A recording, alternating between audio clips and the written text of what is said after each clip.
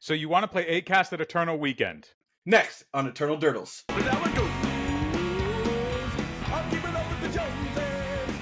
Hello and welcome to Eternal Dirtles. I'm your host, Zach Clark, and with me as always, Phil Bleckman. Phil, how's it going, man? Zach, it's good. This is the episode that everybody has been wanting forever. The one where I'm going to close my stupid mouth, my idiot mouth. I'm going to sit silent and listen to two 8-cast experts actually hash out the best version of the deck. Zach, let's introduce our guest. David Marchese, how's it going, man? It's going great. Thanks for having me, guys. Yeah, it's awesome to have you. I feel like I feel like we've known each other for forever, but this is the first time we've actually been face to face. We just constantly like go back and forth on like YouTube comments and through like 90s MTG chat. Yeah, I feel like right now my forms of communication with you are the two you mentioned, and then me constantly telling Phil to tell you to put in Patchwork Automaton. And I've finally done it. I've ordered them. They're on the way. You're 100% correct. Especially after looking at I think 90s MTG just put out your final match in the 1K that you won today, and just watching like what I looked at as a person who doesn't normally play the automaton. In that first game, I was like, "Oh, the game's over. This game is over. You've lost."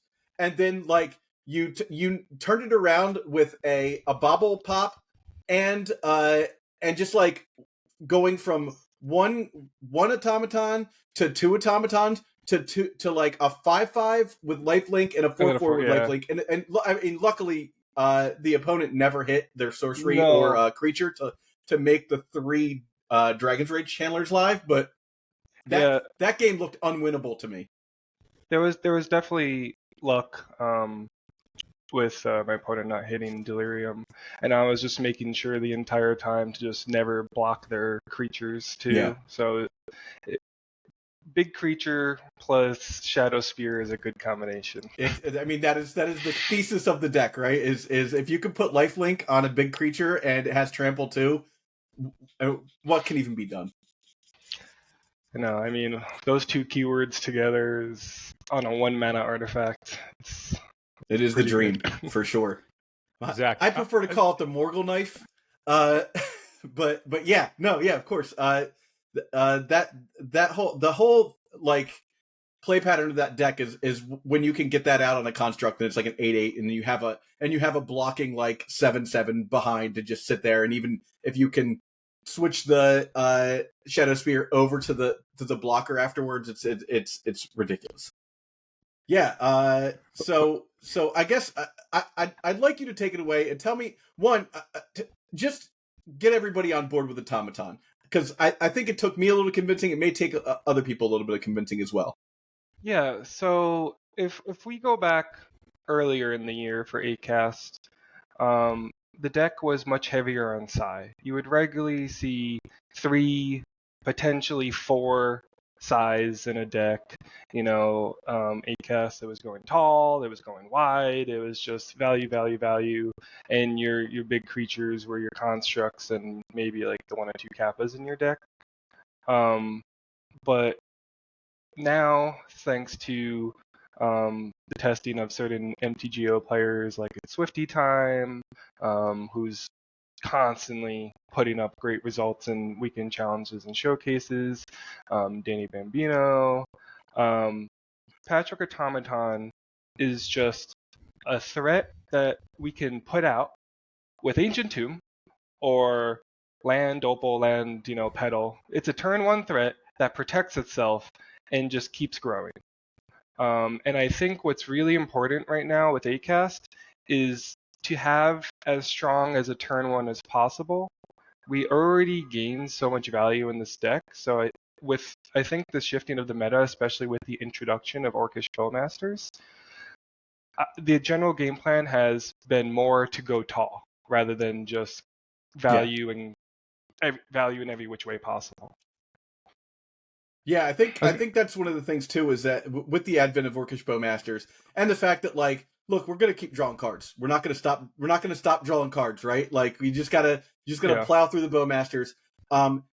Psi is not gonna cut it in a Bowmasters meta, not the same way it used to, where like every time you're drawing a card, they're just picking off your tokens or the value you're gaining off those tokens.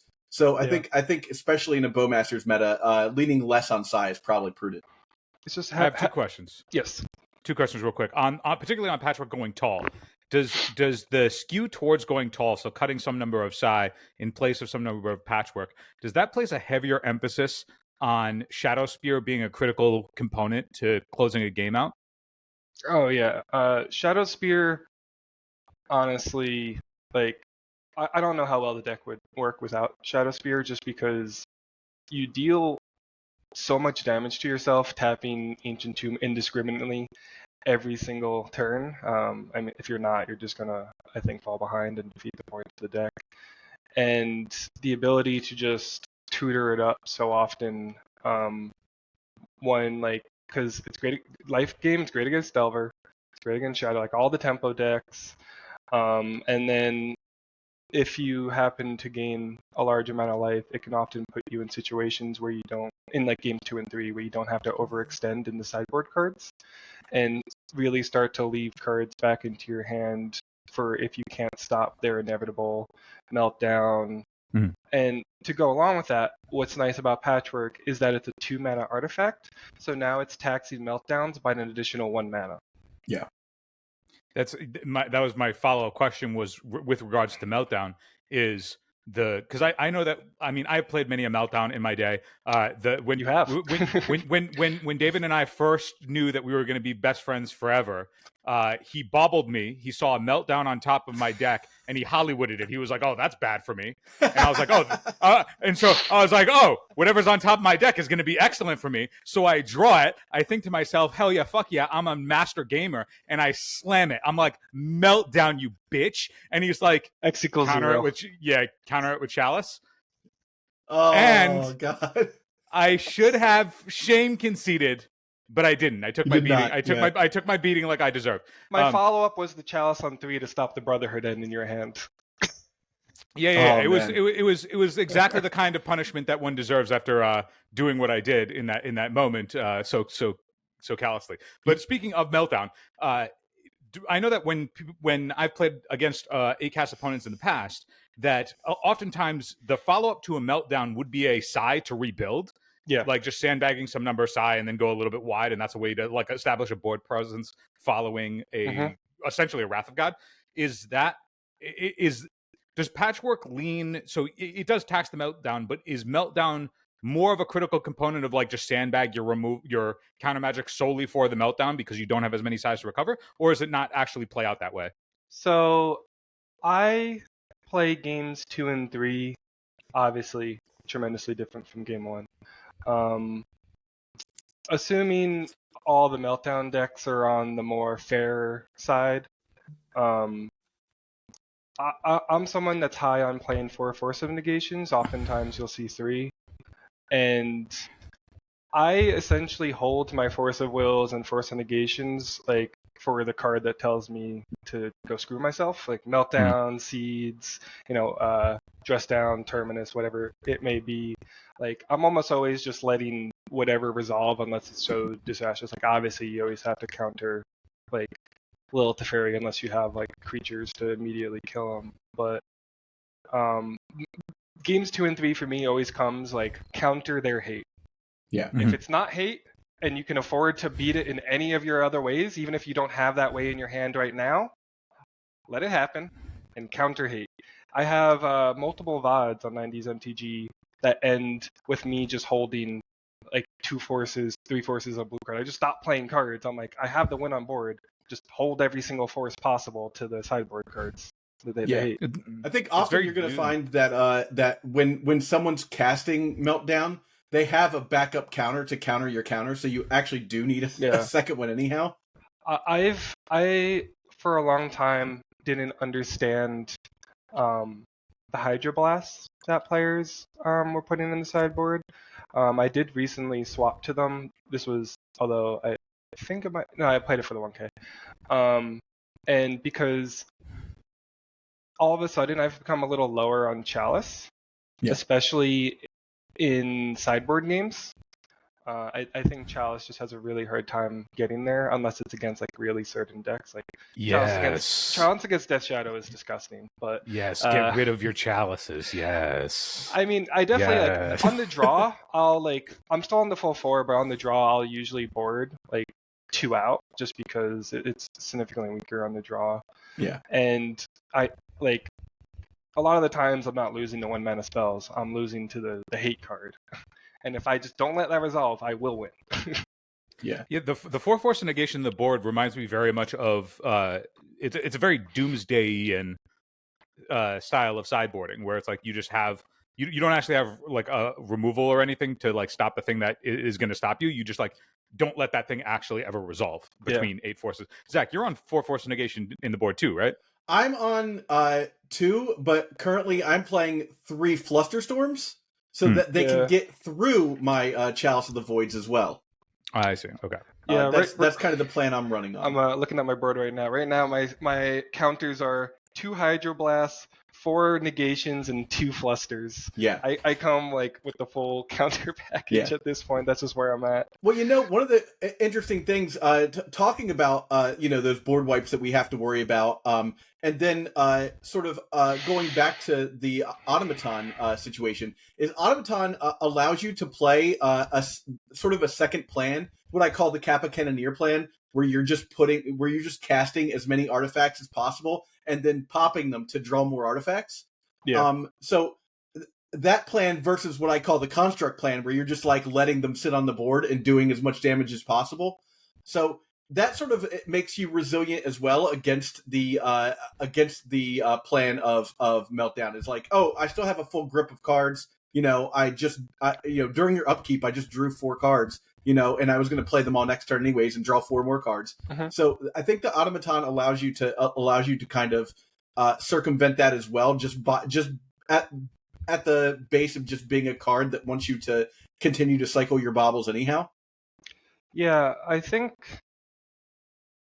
what I love so much about Acast is I love decks that have a lot of small moving parts and critical mass synergies. And this little Mishra's Bauble, Urza's Bauble, which is just 0 mana, cantrip and look at the top or look at a card somewhere. It becomes 0 mana. Oh, now it's kind of a land for all of your affinity cards. Oh, it's a land for Kappa. Oh, it's +1 counters for Kappa, or 1/1 sides, a +1 for Patchwork. Like managing how to use your 0 cost is such a, I think, like hard to notice skill in Acast because there's so many like not doing anything is a very active decision in this deck. Yes. But it's not like you don't see that decision like I left my bauble on the board. It's like, oh, okay, he left his bauble on the board, but like there was like thinking like, okay, do I have a force? Am I going to bauble for a blue card? Or do I want to save this in hopes that maybe I draw one of my payoffs, like you said, like Thought Monitor, Thought Cast, or Kappa, that can use these artifacts on the field. Sometimes you have to keep them just because you need your construct to be bigger than their Uro. Yeah. So the use of baubles and then subsequently like Lotus Petal is like such an important part of the deck. And I think like that's like the first skill that like Acast players should want to work on is just managing their 0 cost artifacts and like how to maximize the cast and just the existence of each one. Like don't just like willy-nilly play them, but also like if you think your opponent has Chalice on 0 or Lavinia, you kind of just have to play them. Yeah. It's like a game. When you were learning that essentially applying those skills of figuring out bauble management. Also, for the record, when you said Bauble Pop at the beginning of the episode, I vote to change the deck name to Bauble Pop. But when you were first learning how to manage your baubles, was there a moment where is it just board assessment at the time, or is there a fallback if you're unsure? Do you more often than not crack them? Do you leave them? Like, what are the takeaways for somebody who's like coming to it not understanding necessarily how to manage their baubles? Because it's different from like me explaining to somebody how you should manage your ponder versus brainstorm, right? Like it's similar in vein, but it's very different in practice. Yeah, I think it can be really difficult to just explain the idea of when not to, because you get into so many of these weird, unique situations that you can be in for the first time still so many times. But like generally speaking, if you're good with the cards in your hand, you're sitting fine, you still got things to do, you can leave the baubles down because now you draw a Thoughtcast Kappa, you draw whatever payoff, you just keep it going, If you're rich in artifacts and you don't need to make your constructs huge or you don't have constructs, start cycling them, popping them through. If you absolutely just need like counters, like forces, like just get those in blue cards like regularly. If I have like multiple baubles, sometimes I'll bauble the top card of my deck, see if it's a blue card for my force. This way I don't have to pop the other baubles. Clever. So alternative, yeah. So that's like one of definitely the things you got to do. It's really just what benefits me more in this situation. This currently being, I guess, like a mana rock / buff for my constructs, or a card that I need from the top of my deck. That's like the assessment you have to be doing at all times. Because you can just constantly cycle your baubles, and then you're going to get stuck with a bunch of cards you can't cast in your hand. Like you're eventually going to have artifacts. a bunch of lands in your hand. Yeah. You're going to have a bunch of lands. You're going to have a bunch of thought monitors and kappas you can't cast. Like the whole point of these is to cheat out expensive spells early. So if you're just popping them all willy-nilly, like you're not going to be doing the broken thing in the deck. But yeah, I think that's one of the things that comes from putting a lot of reps in with this deck is realizing when it's time to crack these and get the value back out of them, and when it's time to leave them on the board to get value out of them that way.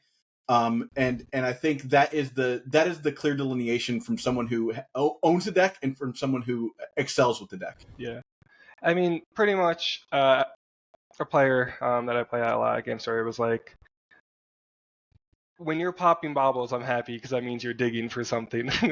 And then on top of that, it's either you're behind or greatly ahead if you're popping. That's like pretty much the two situations. If you're in the middle, you probably leave them on the ground. Yeah. Quick question before we talk about some different matchups. Yeah. Does it tilt you as much as it tilts me that there isn't an Emery printed that says affinity for artifacts yet? I don't always enjoy the inconsistencies in wording or potentially lack thereof. Let's see. This spell costs 1. Yeah, I should just say affinity. It is the exact wording of affinity. It is. It should just. It's like how consider is surveil, but they didn't want to write surveil. Yeah, and now they've errated it, so it is surveil. So it'll trigger surveil's matter. But it could just been surveil draw card. I'm like, look, it's a sync, easy. But no.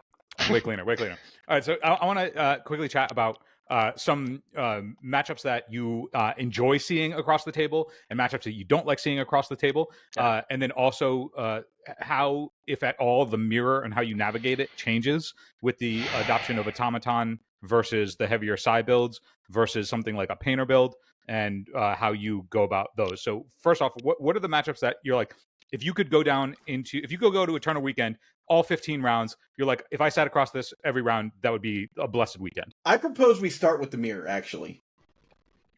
I'm the Miracles bro, so I'll let the 8-cast guys have I propose we start with the Miracles, David, mostly because I think that's my favorite match to go up against, because it's pure skill on leverage. Like you basically are put up against somebody else who you have to assume has less reps with the deck than you do. And then you get to just show them how you play the deck differently than them. And for a deck with so many options, you can often throw people off by doing the opposite of what they expected and leading them into situations like you said where they think you're digging, but you're ahead. Yeah. So my first comment on the mirror is, if I know going into the match that it's the mirror, I'm very unhappy. I hate the mirror because I've played the mirror before where both people know we're on 8-cast, and the way it goes is if you go first, you play all of your stuff, and then you put Chalice on 0 and you win. And because now they're just have 16 dead cards in their deck. 16 dead cards in the deck. And you're just going to accelerate so much quicker than them. But with this like, let's say you're in the blind where, like, they're going to be boarding out. Most people are going to board out Chalices game 2 and 3, so you're not going to end up in that situation. The mirror gets really interesting because there's so many ways to derive value. It's like go tall versus just draw a bunch of cards. So game 1, I just think, becomes who gets the bigger constructs with Shadow Spear. Like, Shadow Spear becomes so important. And then a big thing that can come up is Emery Spellbomb loops. Bouncing construct tokens. If you have the mana, like, you can realistically bounce Patchwork Automaton, but Kappa might be tough. Kappa is kind of like the mirror breaker, because if you end up in, like, giant creature standoff, obviously, you play an artifact, Kappa triggers with its 5 million words of text, and now it's unblockable. Yeah. So, in ideal world, you have Kappa with them not having the ability to pay the ward, and you can just like cheat wins that way. But assuming no Kappa, it's just big creatures with Shadow Spears, and, like, I'm trying to think what I would want to counter. I mean, Emery's probably a big one because neither player plays any removal, so the second an Emery sticks, it's just going to be value If you city. can stop Emery, I find that's the best thing you can do against the opponent, especially because if the game does go long, Emery just puts it way out of your reach. Emery has soloed so many games for me, just being Library Alexandria on crack. Yeah. I find that in the mirror, the thing that differentiates one like a winning match from a losing match is in game 1, whoever gets their second Urza Saga is generally the person that ends up winning, because the first Urza Saga generally gets Shadow Spear. The second Urza Saga goes after some value piece. It's either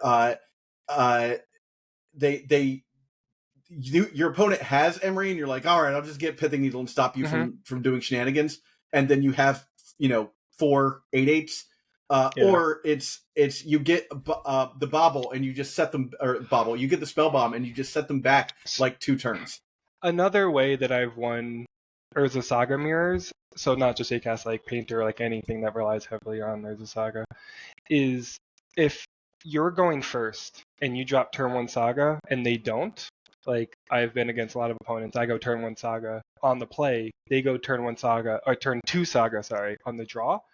I don't get a Shadow Spear. I get a Pithing Needle. I make 2 constructs. I get a Pithing Needle. I name Saga. They get no constructs. Yeah. Like, it turns off. That was their whole plan. It's like Pithing Needling my own Saga has won me a lot of games because I was just ahead. It's like essentially like 1 needle just killed 2 constructs for me, and I have 2 constructs. Yeah. It's like playing Winter Orb in old school. Yeah, so it's so, like, going first. I mean, like, you can always say that, but going first is so important because if they go turn 1 Saga and you don't, like, you're in trouble. Yeah. And then out of the board, we see things like Hurkyl's Recall. Yeah. I mean, for me, it's like Brazen Borrower and Hurkyl's Recall are the cards that, like, to me stand out in the mirror. But I don't know that I have a lot in my board. I just kind of try. Oh, and Haywire Might. Haywire Might is bonkers, obviously. So my boards changed a bit. I used to have Hurkyl's Recall for, like, the last 6 months of my board, and I only just recently took it out. I find I verse less artifact decks in paper. Yeah. You can definitely verse more online where people are more willing to play various Grim Monolith combo decks. But the reality we live in with paper is, people are just significantly less likely to invest into those decks and also just play them in paper, since it's just so nice to play online when it does all the counting for you. Yeah. But I would bring in Dismembers, just because killing Sai and Emery is just too important. And this way, they can resolve in memory fine, and it becomes a 1-for-1 rather than 2-for-1 with the force. I was going to ask if this dismembers that I saw your 1K list was running the board. You were running 3, right? Yeah. 3, Yeah. sorry, go ahead. I was just going to ask if the dismembers that, if those 3 dismembers, if that was something that had been around for a while to stop those kinds of creatures, or if that was an adoption because of Bowmasters being everywhere in the metagame. No, so Dismember has definitely been like a staple since I started playing Legacy this year, and then I started Paper in April. And Dismembers and Force of Negations have been the consistent, never left my sideboard cards. You need Dismembers for Oof, Lavinia, like any sort of creature that just hoses you. Dismember exists. You need it for taxes. I don't like, so those type of decks where creatures have these like static abilities that can screw you, or like Painter. You bring it in for Painter. Because between Goblin Welder destroying your artifacts, Painter obviously painting you, it's too good there. We just don't have access to good kill spells otherwise, so Dismember just fits that slot perfectly, and the life loss is often not a big issue because you just gain it back with a big creature in Shadowspear. Yeah, off of speaking of damage, Zach, this is a great opportunity for you to get those Psionic Blasts out of your board. Yeah. I mean, Psionic Blast works really great with Ancient Tomb, right? I saw someone over the weekend challenge I think it was like 17th or something, and they played 3 main deck Go for the Throats in their 8-cast list. They're on black? They went over to black? Yeah, people went on to black for a bit just because black was already our most common sideboard color outside of blue. Yeah. And then some people were trying Bowmasters. Supporting a second color is actually really easy in 8-cast because in my build alone right now, I have 8 rainbow sources between 4 petals for Mox Opals. And then Saga can get it if you need it, right? Yeah, and Saga can fetch those things. And then on top of that, what some people do is they drop 1 island for 1 Spire of Industry, which is the Artifact Rainbow Land. If you have an Artifact Rainbow Land, I should say. And so that's like, it's 9 sources to cast your spells, which is like very doable, especially when you can like tutor Mox Opals and stuff. I remember, Zach, you were saying that Haywire Might has been a constant thing that's been immensely useful for you, particularly at fighting other sagas, and that you've never played a green source in your deck. No. Well, I mean, I think I picked up Haywire Might as soon as it got printed. I was like, this is a 1-mana artifact. Every time a 1-mana artifact gets printed, we're like, will this work with Urza Saga? And Haywire Might, I was like, this exiles. It's so good in the mirror. It's like you just have to risk not having the mana to play it. Like you're probably going to. What's that? Yeah, RIP top, but it'd be in every Urza Saga deck. RIP top, but get your Candy Trails now. Yeah, I think Candy Trail. It's funny. It's funny that you mentioned that. I was going to bring that up near the end, but Candy Trail is a card that just seems like perfect for this deck with the life gain and the scry and the draw all put together. Yeah, so I guess if for a while the Veladrain, I think that card definitely seemed interesting, but I think just with how strong Legacy is, like I'm just always gonna find myself wanting the combination of Shadowspear, Pithing Needle, or Mox Opal. So it's like I have a really hard time finding a situation where I want that card. Yeah. The card that I've been paying attention to from Wild Veladrain is how do you pronounce this? Sir Ginger the Meal Ender? Sir Ginger. We talked about this on the set review. It looks interesting as far as being able to take out like a Narset that would kill all of your draw effects. So it just seems like a card that if for some reason like Jeskai control with their 5 million planeswalkers and few creatures becomes like a real issue, you can like throw 2 of these in your board and all of a sudden now you have this creature that his haste hexproof coming out smacking all of their like it's a 3/1 and turn 2 you just hold on to your baubles. And this is going back to bauble synergy, which was making me excited about the card. Now your baubles, on top of everything they already do, they're also putting a 1/1 counter on this creature and scrying. Yeah. So it's scry draw card for 0 mana. Yes, ridiculously good. Yeah. Yeah, I mean, this is I'm value over we here haven't still playing seen. Portent. We haven't seen since Slash Panther. You know. I know. I was going to say for Sir Ginger, I remember the only time where I've ever felt like I'm able to like get myself enough breathing room to like be competitive in this matchup is when I have a Caracas on the table. Is Sir Ginger something that you've been considering as like simply a sideboard card for those Jeskai Planeswalker matchups, or is it something that would be in that Patchwork Automaton space? I think Patchwork is just generically better because it always protects itself. Whereas Sir Ginger certainly has the upside of scrying with your baubles, which is great. But I think it's going to hurt too much in other matchups like Shadow, Delver. Like it really suffers in a lot of the, I guess, like, the tempo matchups that run a lot of removal. Well, we've talked about the mirror, but what about some of the other decks? Like, how do you feel about Death Shadow? I overall like the matchup. I think it's favored. I mean, you can always just get grief reanimated as anyone can, and that never feels good. But their deck, there was one player who splashed one Steam Vents for Meltdown because, why not, right? But most aren't. They're just doing like null rods. I'm typically speaking, I think, happy to sit down against the table from a Death Shadow player. Like Chalice truly just hoses them so hard. Their only answer to it game one is to bounce it with Raisin Bar. I don't think they literally have anything else. No, I mean, when I'm playing the 60 card version of the deck, there's nothing I can do. I just eat it to that card, especially because I'm also splashing green for Berserk, so it like doubly gets me. Yeah. But yeah, the 60 card version has no answers. They can put big creatures, I can put big creatures. The issue just comes like, I always feel confident that I can beat the first Bowmaster. It's the second and the third one that really become the issue.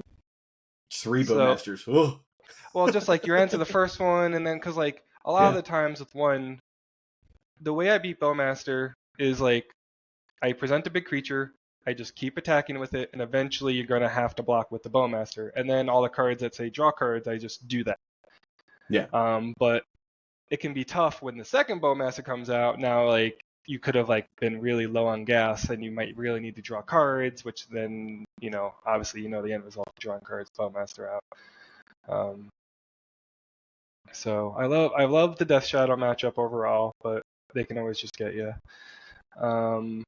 I generally, I was just gonna ask on before we go to another deck list is how you guys combat no rod. And I mean, again, everything that I come at is from the experience of like the person who's playing those hate pieces. Mm-hmm. It's like I have played no rod before, and what I find is that it always seemed like it was relatively easy to play around because you just put big bodies and then start beating me down with the bodies and like. Emery just recurring literally any artifact of the yard is also an anthem effect. And so it's like, I always felt like the no rod was actually really anemic. I mean, more anemic than I wanted it to be as like a card coming out of my board for the artifact deck. Yeah. And like, obviously you can bring it against Storm and stuff like that where it's really powerful. But like, I always felt like against 8 cast, it was like a 6.5, a 7. Yeah. So any of those effects, null rod, oof, stony silence, I guess also Karn, but he's a lot more of an issue than the previous 3. I've beaten those being resolved plenty of times before. If you have an Urza Saga and a bunch of artifacts down, it don't matter. Yeah. Like, okay, I can't use these, but I can still turn my 8/8 sideways. Yep. Mm-hmm. It's like, and you can absolutely get got. It's just like, because if you land it on turn 2 and I just don't have a good enough setup and no sagas, like, yeah, you can beat me, but I can still cast a Kappa with improvise. You're not stopping the improvise effect. Yep. So there are definitely a lot of ways to beat those cards after being resolved. But a lot of the way I play against Death Shadow is I understand like that's their only artifact hate card. Like I haven't seen them play Hercule's Recall. That's something they could adopt if they really want to. Some of them, and like I think it's telling that you see one player who did well, who splashed his Scene Vents just for like meltdowns and maybe like maybe a Pyroblast, I don't know, but definitely for meltdowns because they thought that the Null Rod just wasn't cutting it. Mm-hmm. Like, Yeah, that's been my experience. Yeah, them existing still counts for all the things that counts up your artifacts. I can't pop my bauble, but it's still doing everything else that it does. Yeah, it still produces 1 mana for all of your affinity spells. Makes It's the still, constructs bigger. there's so much like also like you can Null Rod improvise. doesn't stop you drawing improvise, two. right? You can improvise through that effect, yes. Yeah. And it doesn't stop you from drawing 2 with your Thought Monitor comes on the board. Yeah. It's still a flyer. It still draws 2, so it gums up the board. And like I said, there are so many times where, like you just said, that it's you have an 8/8 on the board and you weren't going to pop them anyhow. You're just going to swing in with your Urza Saga. The only real answer that I play, and I've used it a couple times, is doing Brazen Borrower on one to like get a couple of draws off of. But or your 2 mainboard Auroras. Yeah. 9 times out of 10, it's just like it's not a meltdown. So you're like, whatever, I'll get to that eventually. I have a question for not being unable to come to an archetype without trying to make it worse. Have you guys ever thought in that post sideboard slot? And the reason that I'm thinking about this is because Zach, I remember at SEG Baltimore, you played a mirror, and your opponent had an Urza Lord High Artificer in the sideboard. He was on Blue as Painter. A mirror breaker. Yeah. Oh, he was on Blue Painter. Okay, yeah. But but there are some cards that like are in and out of, talking about Sir Ginger is potentially an out in the sideboard. We saw that player had an Urza's Lord High Artificer in the sideboard. I remember when I was trying to approach 8-cast a little while ago before, I got stubborn and went back to Counterbalance. I was looking at Tameshi as a way to rebuy Urza Saga because I kept thinking, okay, well, Urza Saga is the best thing you can be doing, and just having more access to more of those seems good. Are there any other cards along those lines that have like sort of moved in and out of your sideboard, or considerations that you've made, or stuff that like is always at an arm's length for an event? Yeah, so over there, the reason I looked over there is I have a stack of sideboard cards that's like probably 30-40 cards tall. That's especially in a format like Legacy. There's so many silver bullets that in the current meta is like you would never play it, but who knows with the shift. So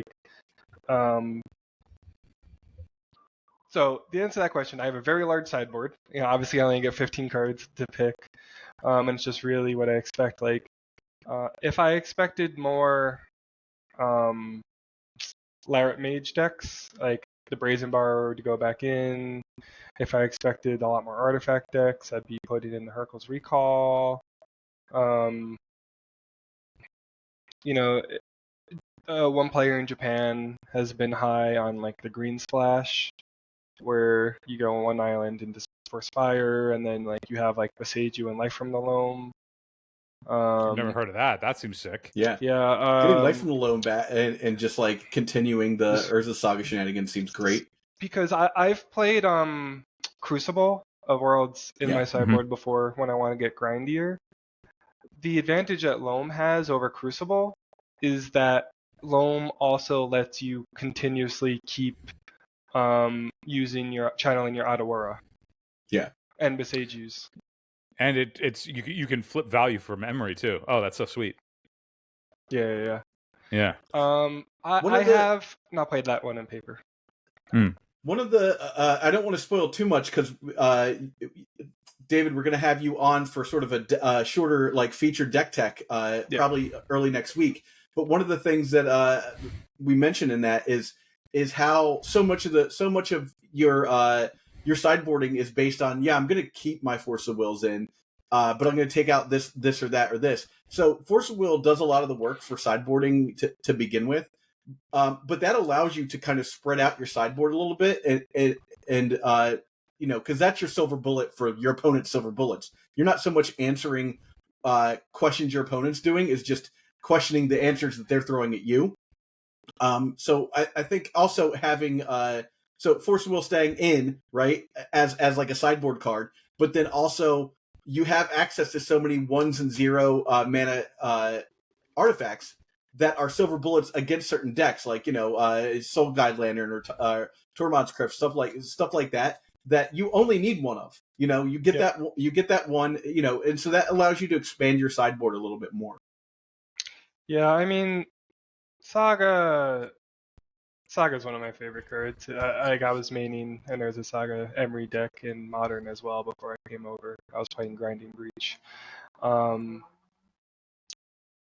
Saga just lets you win so many matchups that maybe you don't have a right winning because you just tutor the hate piece. It's like, okay, do I want Soul Guide Lantern, which is what I'm typically on, or if I expect really heinous amounts of graveyard decks, I'm like, all right, I'll go get Grafdigger's Cage, which turns off my own Emeries, but Grafdigger's Cage is gross against some decks. But it only turns off if you wanted to rebuy your thought monitors, right? It does. You can still bauble, right? Yeah, you can cast cards from the graveyard. It stops everything. Yeah, exactly. Oh, okay. I see. So, for example, against Reanimator, obviously it stops all their creatures coming in, but it also stops them from Flashback, Faithless Looting, and Cabal Therapy. Yeah. And you can also stop Dudes and Strass Daddy from getting stuff with their green sunsiness that way. Yeah, absolutely. So right now I'm not on Grafdigger's Cage, but that's a card that is always very close to being in if it's not. Yeah, I call that the 16th slot. I'm always looking at that card being like, nah. What's beautiful about the Soul Guide Lantern versus Grafdigger's Cage is it's a one-time effect, but because you are rebuying it with Emery, it works that way. But the fact that you can use it to draw a card, and on top of that, you can just blank their entire graveyard over and over again is kind of the beauty of that card. Before we had Turmon's Crypt, and that was fine. And the decks really never existed without Soul's Guide Lantern. But being able to Tormod's Crypt every turn was fine, but knowing that you don't have to go find that other bauble, if you didn't have a bauble, and you could still get the card draw off of that card, it just adds an extra dimension to that hate piece. Yeah, I mean, Tormod's Crypt being a 0-mana artifact is so enticing, but I just think the other ones are just so much stronger that you're fine. Yeah, and they cost 0 anyhow, right? They're coming out for from free. Saga. Yeah, if they're getting 2. The only downside to them costing 1 is sometimes you can end up in a situation where you've screwed yourself with Chalice. I watched you do that at the very first game. I was like, oh no, he put his Chalice back out, and he has the Shadow Spear in his graveyard. What's he doing? And then it ended up getting blown up anyhow, and you got the Shadow Spear out. But I was like, no, you didn't get the Shadow Spear back. There was just next level plays. You knew that I was going to get blown up in 2 turns. You're this is going to be perfect. There was one match I played Chalice on 1, just to stop my opponents from doing stuff. I then out of word Chalice back into my hand. Played it was Needle or some sort of 1 card that I needed, and then I played Chalice again. My opponent. Wait. Was that against Phil? I don't think it was against Phil, but it was a very long. It was earlier in the year, but I liked that play of auto-worrying my own Chalice. Yeah, it definitely wasn't against me because I definitely would have remembered that. Yeah. I don't think anybody's ever picked up their own Chalice against me before. So what do you think about Grixis Delver? I think this is one of the hardest matchups because there's pressure and meltdowns. Yeah, Delver's a weird matchup for me. I feel like overall, traditionally, I do pretty well on the matchup.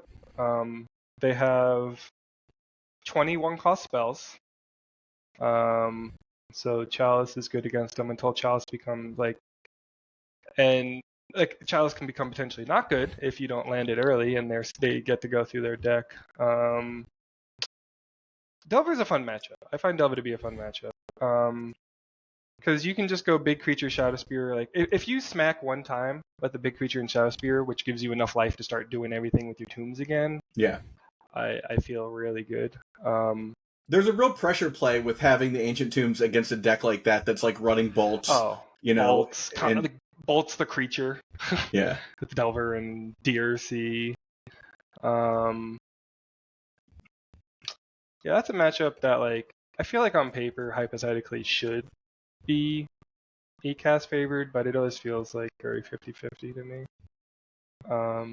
It's Delver. They can wasteland you.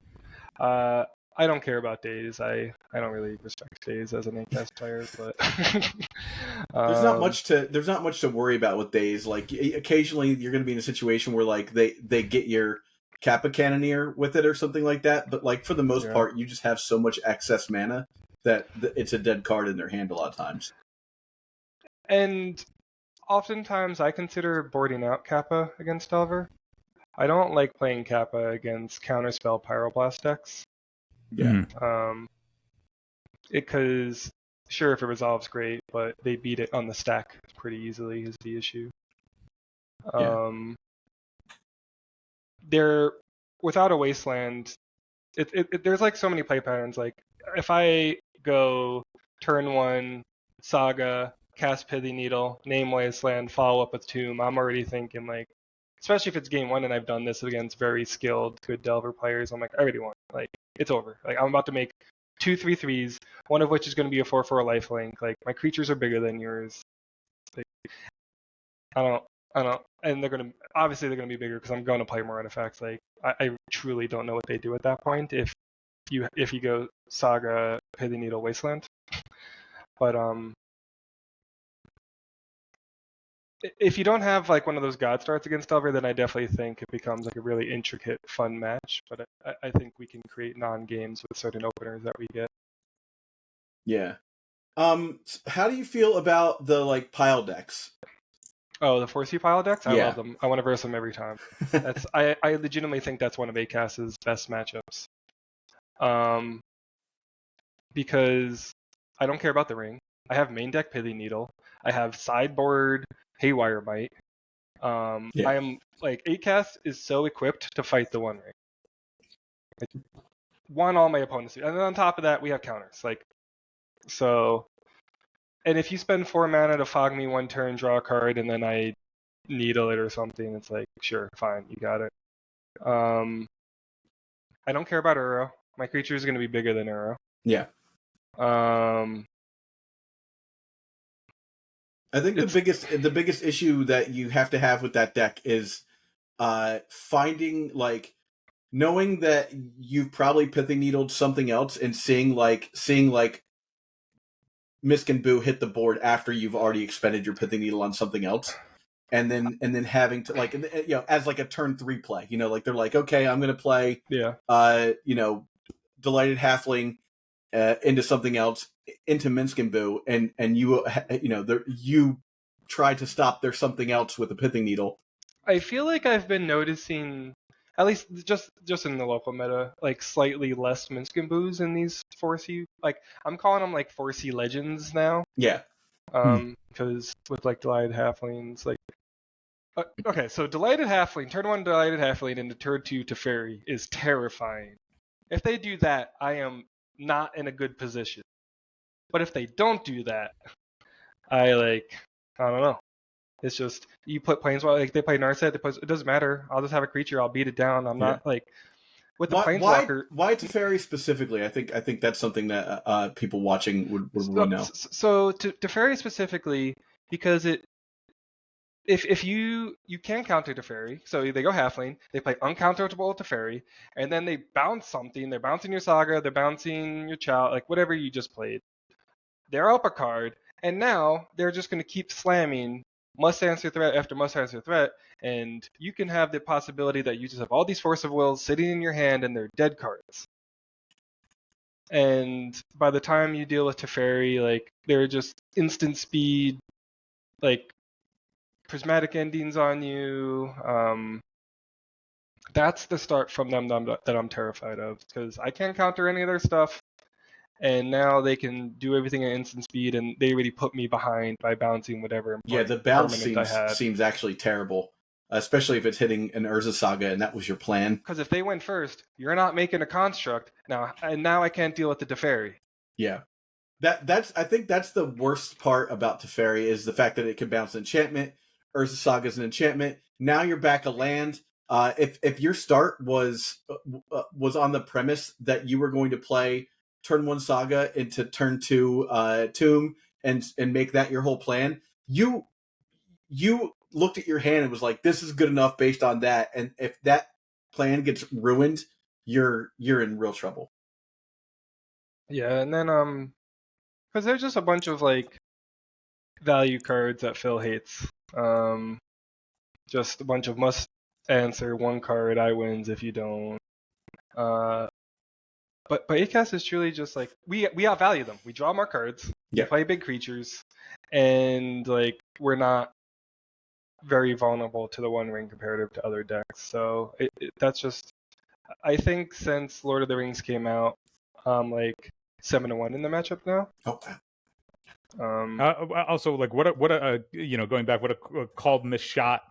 I thought when One Ring was spoiled, I thought like it was just going to be stock. We're going to be looping this with Yeah. Emery, and then it just like it's nowhere, and it just has not No. come through. you don't need it, is what it comes down to. It's that's like what I've heard. wonderful that Yeah. you're drawing extra cards like at a rate that's slower than just drawing 2 cards and then drawing 2 Yeah. cards and then drawing 2 cards for 1 mana. Like Yeah, I think that's the main I just thing. thought like I thought the looping of protection forever was the thing that like would be incentivized. It's like, oh, my opponent just can never kill me now because they can never touch me. And I was like, oh, that seems actually really powerful. But it just of course, like in practice now, seeing how like the deck operates, like it seems too slow. Yeah. But I Yeah. remember when it was first spoiled, I thought that like just having an additional axes to beat your opponent of like I can never die was really appealing. But it just hasn't David, broken I away. don't know if you'll agree with me on this, but that always seems like Magic Christmas Land to me because Emery is the first thing that people kill. Emery. Yeah, Mostly Emery. because it's one of the few things they can kill. People do not let Emery stick if they can No. control it. I don't think I can't remember a game where I've gotten like 3 uses out of Emery that I either didn't win in that time or that I like she died. Yeah, You always strip mine the Library of Alexandria team. Come on. Yeah. it's like, okay, yeah, sure, this card that's going to constantly tutorable draw 1 card from my graveyard each turn, like, you can ignore it, it's fine. Yeah. But for the One Ring and Acast, it's 4 mana, so you're never going to cheat it out early, is the issue. Like, decks that use the One Ring are either these Mystic Forge, Manifold Key, like combo decks with Grim Monolith, and they can abuse the hell out of getting those mid-range colorless things out and then tapping them and untapping a bunch of times. So it's busted in that shell. And then you have 4 color, which is just I'm gonna slam must answer threat each turn. So it's fine that it comes out on turn 4 because you had to answer the thing that I did on turn 3, or like so. Well, I think that's an important part of the equation there too. Is like, let's say we do get it out on turn 1, we're missing half of the value. The value of that card is being able to slam it on turn 4, at unprotected, and then be like, cool. The next turn when I untap, I'm gonna be up cards, and I'm going to slam like my new thing that you have to deal with. Playing it on turn 1 is just like whatever. Like it just drew me an extra card. That's really interesting, and I never actually thought about the devaluing of the protection if it comes down earlier than it does in a developed board game or a board state. That's cool. I never actually considered that when I was thinking about like, oh yeah, of course, Ring coming down early is like more powerful because the draw engine is so insane. But the idea that if the board hasn't developed and the protection is kind of useless early is kind of potent. That may have skewed me to not thinking that it would be an Acast from the jump. But and what's interesting is if you look at it's Swifty Time, the player mentioned earlier who's been doing well in challenges. They're actually down on thought monitors. Like I think their current build only runs 1 thought monitor. Like 1 or 2, yeah. Yeah. Yo, if we're not, if we are actually away or off or trending towards moving away from being 8cast, then it's looking good for Bobble Pop. It's like, do I have to come in and tell people, no, I'm on 5cast today? Yeah, no, I'm on 6cast. Yeah. So I think for the final matchup situation, we should just blanket combo decks like Storm and Reanimator, those style of decks. I feel like you have sort of the same approach to those, but what do you think? Put Chalice on 1, and then Force of Will the cards that beat you. Yeah, I think that's pretty. And That's then pretty solid. tutor this thing off a Saga that beats him. I was gonna say, do you guys have to think of or respect combo at all? Given that but even before you get to combo, you're already a 4 Chalice, 8 Force of Will deck. Like Is combo just like a consideration that you take into account at all outside of maybe the Grafdigger's Cage? You already have like a Soul Guide Lantern in the main to like sort of mess up graveyard if they don't, no, if you I force don't do Soul Guide in the main. Okay. Yeah, I'm not a fan of that. We'll have David's list below as well, so that you can see sort of what the differences are between the list I've been running and the list that you just recently ran. I think like right now, typically speaking, people run 3 1-mana artifacts, which is always going to be Shadowspear. Pretty much always going to be Spellbomb with the prevalence of like Murktide and Merit. It's just too good. And then I'm a bigger fan of main deck Pithy Needle over Soul Guide Lantern. Yeah, agreed. Pithy Needle just has too many relevant hits between. I'm always okay with naming Wasteland. Yeah. Whatever Planeswalker, One Ring. I'll name Caracas. Like it's just too good. And you just mentioned, like, if you chose wrong, you can Otawara it back to your hand and play it on the right target, Yeah, I almost was going to ask if there was a world where people play an additional Pithing Needle on the sideboard, or if that's something that's ever been considered. Because there's times often where I'm like, I'll play matches where I'm like, man, I would like Pithing Needle would be excellent in this position, and not even from somebody who can tutor it. That like having multiple Pithing Needles would be good. I've definitely considered all the time going up an extra Pithing Needle. Mm-hmm. It's like Pithing Needle. It's such an unsung MVP of the deck.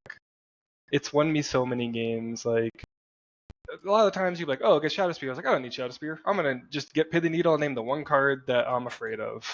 Yeah, because it's like I was gonna say we've David and I had like a stretch where for like 2 months we were just getting every single week. I've seen the matches. Somehow we always And there was one time where an Urza Saga was coming off chapter 3. I had a fetch in play, and this was post board, and I'm like, I don't need to crack the fetch right now. There's no way that he left in Pithing Needle, and then he gets Pithing Needle and names my fetch, and I like audibly was like, it's still in, but like why? And then I was like racking my brain. I was like, what is in my deck that he would possibly want this for? And then when we talked about it afterwards, it was like, yeah, I had to keep Needle in for Caracas, and I was like, oh, I'm an idiot. I'm an idiot. Caracas can be such a feels bad card if you're on the Emery side of your deck. Yeah, that one card can truly just like sometimes hose you depending on the situation you're in. Pithing Needle's an interesting card, specifically because it lives in the same space strategic-wise as Cabal Therapy does. It behooves a player who knows what they're doing to make the right call, especially if they're doing it in the blind. Cabal Therapy is less of an issue once you know what's in your opponent's hand, or once you know what's on the board for your opponent. But Phil came over last weekend, and we were playing, and I got a Pithing Needle, and I tossed it down. I can't remember what I named, and then he slammed a Jace, and I was just like, I'm the biggest idiot in the world. Like, because who plays Jace anymore anyhow? But of course Phil does. Wow. and I was just like, oh God, why did I just name? Why did I just name like the obvious card? What did you name? I can't remember now. It might have been one of his fetch lands. I think. I think you named Teferi 3. Oh yeah, there you go. Yeah, I don't think Phil plays Teferi 3. I could be wrong. I wasn't in that build, but I think if you're unsure, I think that was a reasonable name. Yeah, Phil had a weird version of the deck that was winning with lightning bolts. So I don't play weird cards. I think every version of Phil's deck is weird. I play stock and only stock. So you are the stock. I am stock. Yes.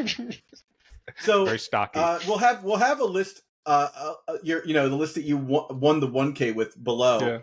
Yeah. But are there any changes that you would make to the deck after winning the 1K? Let's see. Let me pull up this lovely deck list. So the metas, I think, in terms of changes to deck lists, I just started testing out online the Swifty build, which is 4 Kappa. 4 Patchwork Automaton, 3 Kappa, only 2 Chalices, 1 Thought Monitor, and then the big thing that's a good bit different is 2 Metallic Rebukes. Yeah, I've been seeing Metallic Rebuke a lot. I tried Metallic Rebuke one time. I actually played against Phil with it one week. I I was like, it's alright. But I'm starting to revisit it. Swifty's build is less bury your opponent in extreme card advantage in some way, shape, or form. And it almost becomes like this. I'm gonna, I guess, merge a lot of words together, like stompy, like tempo-ish deck. It's like a taller Delver, because you can go turn 1 patchwork, have backup with your 1 mana counter, which is going to counter anything. It's not a conditional counter, and they're not going to have the 3 mana to pay for it. So it's just play it an early threat and then protect it with counters, because he's on 6 counters instead of 4. 2 of which don't require you to pitch another card, and it's really easy to just tap 1 blue source and 2 artifacts. Yeah. It's always weird to me to specifically it's easy to tap the 2 artifacts when you have something like an artifact creature that you just put into play that you haven't attacked with yet, right? Yeah, it just taps itself. Tapping the chalice to cast your this is my favorite thing. I mean, it feels disrespectful, right? Like it's like you feel like you're getting away with something in that regard, right? Like, if I get to tap an artifact for improvise that has no tap effect, I feel so good. Yeah, it feels so good. Chalice, Shadow Spear. I'm like, it doesn't even do anything. It's like a Tangle Wire. When that Pithing Needle is also a Mock Sapphire, you're like, chef's kiss. It feels good. I think the very first time that a player taps a Tangle Wire for their Tangle Wire is like when they they just like completely get taken over by the dark side. They're just like, oh yeah, remember this? Like, I'm gonna stack the counters this way, tap the Tangle Wire with this other Tangle Wire, and then just watch their opponent just like tap every one of their permanents, and they're like, I'll just attack with one of my creatures, I played Standard during that era, and it was just bonkers. It was the best thing ever. Yeah, just free value is addicting. Yeah. Well, I think that's a good place to call it.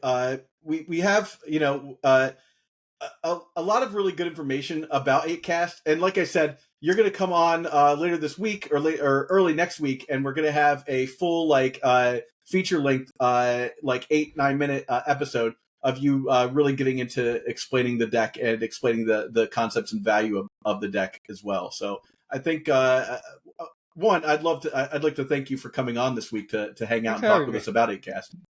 Yeah, thanks so much, David.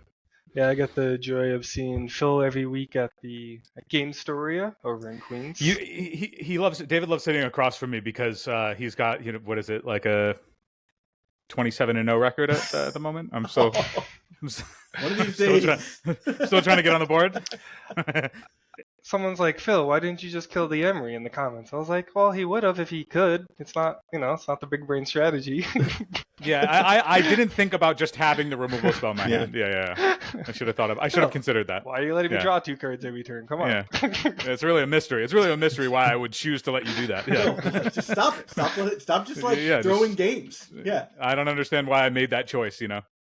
Well, also it was great to finally get a chance to meet you face to face as well. If you're watching and you enjoyed this video, don't forget to like it, subscribe, comment, all that stuff. Actually, yeah, if you have any questions for David, we'll happily pass those on to him as well. So go ahead and comment that down below, and some of this may make its way into the feature video as well. Thanks for watching, everybody. We're about to do a new deck tech video for 8cast, but here's the old one. Let us know what you think. Where do you think we can improve?